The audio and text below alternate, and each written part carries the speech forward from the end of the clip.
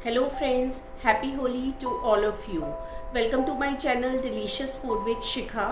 होली आते ही बहुत ही एनर्जेटिक सा फील होता है और बहुत ही अच्छी सी फीलिंग आती है और हर जगह ना हमें कुछ ना कुछ कलरफुल ही अच्छा लगता है। तो इसी चीज़ को ध्यान में रखते हुए आज मैंने सोचा कि आप लोगों के साथ क्यों ना कलरफुल डिश की ही रेसिपी शेयर की जाए, जिसे खाते ही आप लोगों को आहा बहुत ही मज़ा आ जाएगा और खूब सारी एनर्जी आ जाएगी और देखते ही तो आप एकदम से अट्रैक्ट हो जाएंगे। तो चलिए स्टार्ट करते हैं शाही टुकड़ा पॉकेट्स की रेसिपी।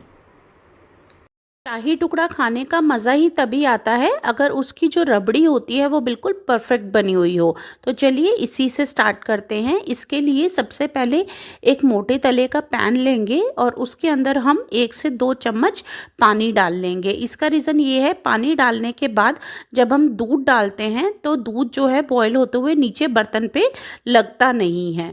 तो अब हम इसके बाद आधा लीटर इसमें दूध डाल देंगे। हमने पानी डाल दिया है तो अब हमें टेंशन लेने की ज़रूरत नहीं है, नीचे वो दूध नहीं लगेगा, चाहे थोड़ा हाई फ्लेम पे होगा तो भी। अब इसके बाद हम दूध को बॉईल करना स्टार्ट कर देंगे। जैसे ही दूध में बॉईल आ जाएगा तो इसके बाद थोड़ा सा फ्लेम को लो कर देंगे ताकि दूध बाहर ना आए बर्तन से, और इसे बॉईल करना स्टार्ट करेंगे तकरीबन 10 से 15 मिनट तक। 10 मिनट तक दूध को बॉईल करने के बाद अब हम इसमें 2 से 3 चम्मच मलाई के डाल देंगे। अगर आप फुल क्रीम मिल्क भी यूज़ कर रहे हैं तो भी आप मलाई ज़रूर डालिए, क्योंकि ये हमारी रबड़ी को बहुत ही स्मूथ और क्रीमी सा टेक्सचर देगा और इसका टेस्ट भी एनहेंस करेगा। आप लोगों ने देखा होगा कि जो मार्केट में रबड़ी मिलती है उसका जो टेक्सचर होता है वो लच्छेदार आता है। अभी मैं आपको वो बताऊंगी कि वो टेक्सचर जो है वो हमें किस तरह से देना है।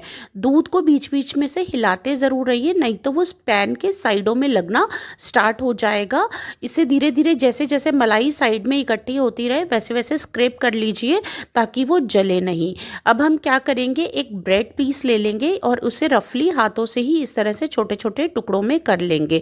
ये जो ब्राउन पार्ट है इसे भी हटाने की ज़रूरत नहीं है, ये भी हम यहीं पर यूज़ करेंगे। और इन छोटे छोटे टुकड़ों को हम ब्रेड के इस दूध में डाल देंगे और आप देखेंगे, अभी मैं आपको बताऊंगी कि किस तरह से आगे लच्छेदार टेक्सचर भी आएगा और ये हमें दूध को जल्दी एब्जॉर्ब करने में और जल्दी गाढ़ा होने में हेल्प करेगा। बस एक बार इसे अच्छे से मिक्स कर लीजिए और 5 से 7 मिनट तक इस ब्रेड को हमें इस दूध में पका लेना है। तकरीबन जब 5 मिनट तक आप इस दूध को बॉईल करेंगे तो आप देखेंगे कि दूध काफ़ी गाढ़ा हो गया है, क्योंकि ब्रेड ने दूध को एब्जॉर्ब करना स्टार्ट कर दिया है। अब इसके अंदर आप देखेंगे कि कुछ कुछ छोटे छोटे से ना ब्रेड के पीसेस रह गए हैं। उसका सॉल्यूशन ये है कि आप एक विस्कर लेंगे और विस्कर को इस दूध के अंदर बहुत अच्छे से घुमाएंगे। इससे क्या होगा कि जो पीसेस होंगे ब्रेड के वो भी अच्छे से डिज़ोल्व हो जाएंगे और यही है जो कि हमारे दूध में, जो हमारी रबड़ी में लच्छेदार टेक्सचर देगा। विस्कर चलाते ही आप देखेंगे कि इसके अंदर लच्छे बनने स्टार्ट हो गए हैं। अब इसके बाद हम इस दूध के अंदर, इस रबड़ी के अंदर 3 से 4 चम्मच मिल्क पाउडर के डाल देंगे और फिर से विस्कर की हेल्प से इसे अच्छे से मिक्स करेंगे ताकि दूध में एक जगह गांठें नहीं बने और ये पूरा मिल्क पाउडर इसके अंदर अच्छे से मिक्स हो जाए। मिल्क पाउडर डालते ही आप देखेंगे कि ये एकदम से काफ़ी गाढ़ा हो गया है और बहुत ही बढ़िया इसका टेक्सचर आना स्टार्ट हो गया है। बस इसके बाद अब हम इसके अंदर सिर्फ 2 चम्मच दूध में 10 से 12 स्ट्रैंड्स केसर के मिक्स करके वो डाल देंगे। अगर आपके पास केसर अवेलेबल नहीं है तो आप उसे स्किप भी कर सकते हैं, लेकिन अगर आप डालेंगे तो केसर से बहुत ही अच्छा फ्लेवर आता है रबड़ी में। देखिए कितना गाढ़ा टेक्सचर आ गया है पूरी रबड़ी का। अब इसके बाद हम बिल्कुल बारीक चॉप करके ड्राई फ्रूट्स डालेंगे। वो आपकी मर्ज़ी है कि आप क्या खाना पसंद करते हैं।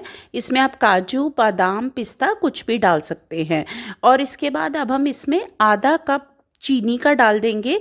आप देखेंगे कि जैसे ही आप चीनी डालेंगे तो इसका जो टेक्सचर है वो काफ़ी पतला हो जाएगा, क्योंकि चीनी पानी छोड़ती है। लेकिन इस पॉइंट पे अगर आप इसे हिलाते रहेंगे और थोड़ा हाई फ्लेम पर पकाएंगे तो 2 मिनट के अंदर ही ये वापस उतनी ही गाढ़ी हो जाएगी, क्योंकि चीनी पक जाएगी। और इसके बाद जैसे ही इसका टेक्सचर फिर से गाढ़ा होगा आप फ्लेम को बंद कर देंगे, आप अपनी गैस को बंद कर देंगे। और इसके बाद अब हम इसमें सिर्फ आधा चम्मच इलायची इलायची पाउडर का डालेंगे। इलायची पाउडर आप घर पे भी बना सकते हैं, इलायची को पीस के, या फिर आप मार्केट से भी ले सकते हैं। अगर आप गैस ऑफ करके फिर इलायची पाउडर डालेंगे तो इसका फ्लेवर बहुत ही अच्छा आता है। अब इसके बाद हमें कुछ नहीं करना है, इस रबड़ी को एक बर्तन में ट्रांसफ़र करना है और इसे पहले तो नॉर्मल टेम्परेचर पर लेकर आना है, फिर तकरीबन आधे घंटे के लिए हमें इसे फ्रिज में रखकर ठंडा करना है। और देखिए ये तकरीबन आधे घंटे में रबड़ी ठंडी हो गई है। अब क्या करना है मैं आपको बता देती हूँ। देखिए ये कितनी गाढ़ी हो गई है फ्रिज में रखने की वजह से। अब आप 3 बाउल्स लेंगे अलग अलग और उसके अंदर 2-2 चम्मच इस रबड़ी के डाल देंगे। अगर आप ज़्यादा क्वान्टिटी में बना रहे हैं तो मैं आपको उस हिसाब से बताऊँगी कि आप उस हिसाब से ज़्यादा क्वान्टिटी बढ़ा सकते हैं। तो मैं अभी आपको थोड़ी सी ही क्वान्टिटी का बता रही हूँ कि कैसे बनेगा, तो इसीलिए मैंने अभी 2-2 चम्मच ही रबड़ी का यूज़ किया है। अब इसके बाद मैं इसके जो फूड कलर्स आते हैं ना नॉर्मल हमारे पास, वो ले लूँगी, क्योंकि होली फेस्टिवल है तो कुछ कलरफुल बनना चाहिए, उसी में ही मज़ा है। तो सबसे पहले मैं ग्रीन कलर ले लेती हूँ। ये बहुत ईजीली कलर्स मिल जाते हैं फूड कलर्स मार्केट में। तो मैंने पहले पिंच, सिर्फ पिंच ही लेना है, इससे ज़्यादा नहीं लेना है। पिंच ग्रीन कलर लिया है फूड कलर, वो मैं रबड़ी के अंदर एक बाउल में मिक्स कर दूंगी। और जैसे ही आप मिक्स करेंगे आप देखेंगे कि जो रबड़ी का कलर है एकदम से चेंज हो जाएगा। बस आपको इसे अच्छे से मिक्स करना है। अब इसी तरह से सेकंड बाउल के लिए हम येलो ले लेंगे कलर, फूड कलर जो आता है वो भी पिंच लेंगे और इसी तरह से रबड़ी के अंदर बहुत अच्छे से हम मिक्स कर देंगे। और इसके बाद अब मैंने जो है डार्क पिंक कलर ले लिया है, वो भी मैं थर्ड बाउल में रबड़ी में इसी तरह से पिंच लूँगी और अच्छे से मिक्स कर लूँगी। आपके पास जो भी कलर्स अवेलेबल हैं आप वो यूज़ कर सकते हैं, ऐसा कुछ कंपल्शन नहीं है कि आपको कौन से कलर्स यूज़ करने हैं, क्योंकि होली तो होता ही कलरफुल फेस्टिवल है। अब इन तीनों बाउल्स को हम फिर से फ्रिज में ठंडा होने के लिए रख देंगे, क्योंकि रबड़ी का तो मज़ा ही अगर वो ठंडी ठंडी होती है तो ही आता है। चलिए अब हम इनकी पॉकेट्स की तैयारी कर लेते हैं। इसके लिए मैंने ब्रेड स्लाइसेस ले ली हैं, ये नॉर्मल वाइट ब्रेड ली है मैंने। इनके जो साइड्स के ब्राउन पार्ट्स हैं कुछ भी काटने की ज़रूरत नहीं है, बस हम एक ब्रेड स्लाइस को लेंगे और इसको बेलन की हेल्प से थोड़ा सा फोर्स लगा के बिल्कुल फ्लैट कर लेंगे। अगर साइड से ब्राउन जो पार्ट है वो उतर रहा है तो कोई इशू नहीं है, आप उतार दीजिए, नहीं तो हमें कोई ज़रूरत नहीं है उतारने की। बस आप इसे बेलन की हेल्प से इस तरह से फ्लैट कर लीजिए। फ्लैट करने के बाद हमें इसे बीच में से काटना है और एक ट्रायंगल की शेप देनी है। इसका मतलब ये है कि एक ब्रेड में से आपके 2 पॉकेट्स बन जाएंगे। तो एक एक करके मेरे पास जितनी भी ब्रेड पीसेस थे मैंने उसकी इसी तरह से ट्रायंगल्स निकाल लिए हैं। आइए अब ब्रेड पॉकेट्स भी बना लेते हैं, जिसके लिए मैं थोड़ा सा एक बाउल में पानी ले लूँगी और एक ब्रेड स्लाइस को इस तरह से हम ले लेंगे और फिंगर्स की हेल्प से हमें जो बीच वाला पार्ट है जहाँ से हमने ब्रेड को कट किया था वहाँ पे पानी अप्लाई करना है, थोड़ा अच्छे से अप्लाई करना है और इस तरह से हाथ में लेकर हमें फोल्ड करना है और एक पॉकेट की शेप देनी है। देखिए शाही टुकड़ा बनाने के लिए आप इसे नॉर्मल ट्राइंगल शेप में भी काट करके फ्राई कर सकते हैं, बट प्रेजेंटेशन का ज़माना है और रही बात कि कलरफुल फेस्टिवल है तो थोड़ा सा प्रेजेंटेशन और अच्छी होनी चाहिए, ताकि आपके गेस्ट भी तो अट्रैक्ट होने चाहिए ना। तो इसीलिए मैंने ये इसको बिल्कुल डिफरेंट सी शेप दी है। तो बस इसी तरह से फोल्ड करना है और आपको प्रेस करके थोड़ा सा इसको पैक कर लेना है। देखिए ये बिल्कुल भी नहीं खुलेगा एक बार पैक होने के बाद। तो एक एक करके मैंने सभी पॉकेट्स, जितनी भी मेरे पास ब्रेड अवेलेबल थी, मैंने एक एक करके सभी पॉकेट्स तैयार कर ली हैं। तो साथ के साथ इसकी चाशनी भी तैयार कर लेते हैं, जिसके लिए मैंने 150 ml पानी लिया है और इसके साथ ही 150 ग्राम जो है मैंने चीनी ली है। इसका मतलब ये है कि जितना हमें पानी लेना है सेम ही रेशो में हमें इक्वल ही क्वांटिटी में चीनी ले लेनी है। तकरीबन इसे 5 मिनट बॉईल करने के बाद अब इसके अंदर हमें एक इलायची डाल देनी है, इसका जो फ्लेवर है उसे एनहेंस करने के लिए।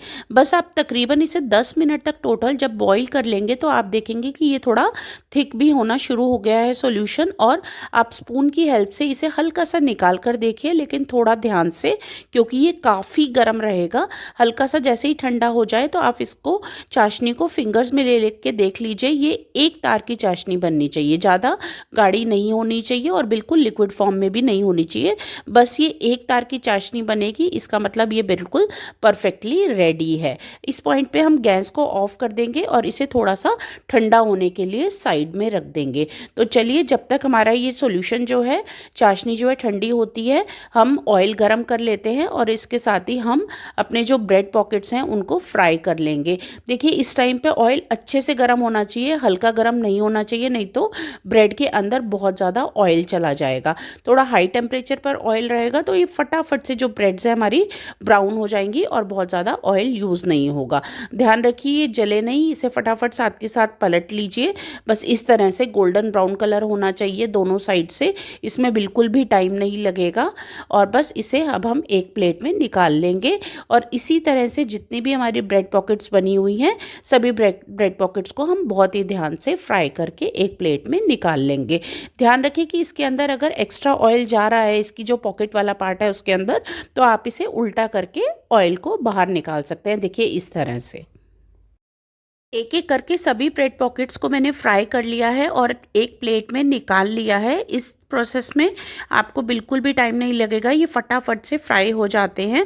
अब इन गर्मा गर्म ब्रेड पॉकेट्स को हमने जो चाशनी बनाई थी उसके अंदर डिप करते जाएंगे। तकरीबन 3 से 4 मिनट तक एक ब्रेड पॉकेट को डिप होने देना है, नहीं तो जो चाशनी है पूरी एब्जॉर्ब नहीं होगी अच्छे से और वो टेस्ट नहीं आएगा और जो ब्रेड है वो हमें ऑयली ऑयली लगेगी और फीकी फीकी लगेगी। तो इसलिए हम चाशनी में बहुत अच्छे से डिप करके रखेंगे। देखिए जो ट्रेडिशनल तरीका है, जो ऑथेंटिक तरीका है शाही टुकड़ा बनाने का, वो यही है कि इसमें ऑयल भी पूरा होता है और इसके अंदर चाशनी भी पूरी होती है।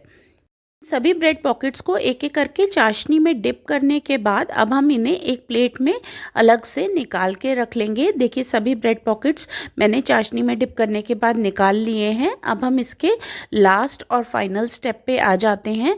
जो हमने डिफरेंट डिफरेंट कलर की रबड़ी तैयार करी थी वो हम फ्रिज में से निकाल लेंगे और हम स्पून की हेल्प से किसी ब्रेड पॉकेट में कोई कलर, जैसे मैंने किसी में ग्रीन फिल किया है, किसी में येलो और किसी में पिंक, इसी तरह से आप अपने बच्चों की प्रेफरेंस के अकॉर्डिंग और अपने गेस्ट के प्रेफरेंस के अकॉर्डिंग इन्हें पॉकेट्स में फिल कर दीजिए। आप चाहें तो एक पॉकेट के अंदर 2-2 कलर्स की रबड़ी भी फिल कर सकते हैं, ये आपकी प्रेफरेंस है, आपकी पसंद है। अब इसके बाद जो सिल्वर कलर के स्प्रिंकलर्स आते हैं ना, वो इनके ऊपर मैं हल्के हल्के लगा दूंगी इसे जस्ट डेकोरेट करने के लिए। और लास्ट में मैंने फ्रेश रोज़ के पेटल्स यूज़ किए हैं, उनसे मैं इन्हें गार्निश कर दूंगी इसका लुक बिल्कुल फाइनल कंप्लीट करने के लिए।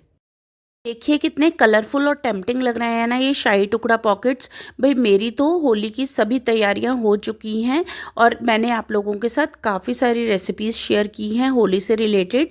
प्लीज़ आप लोग भी ज़रूर ट्राई कीजिए और मुझे कमेंट सेक्शन में ज़रूर बताइए कि आपको कौन सी रेसिपी सबसे अच्छी लगी, कौन सी डिश आपकी सबसे अच्छी बनी। और अगर वीडियो पसंद आई हो तो लाइक और शेयर ज़रूर कर दीजिए और चैनल को सब्सक्राइब नहीं किया है तो वो भी फटाफट से कर दीजिए ताकि चैनल के सभी अपडेट्स आपको टाइमली मिलते रहें। Stay connected with delicious food with Shikha. Play safe Holi. Happy Holi.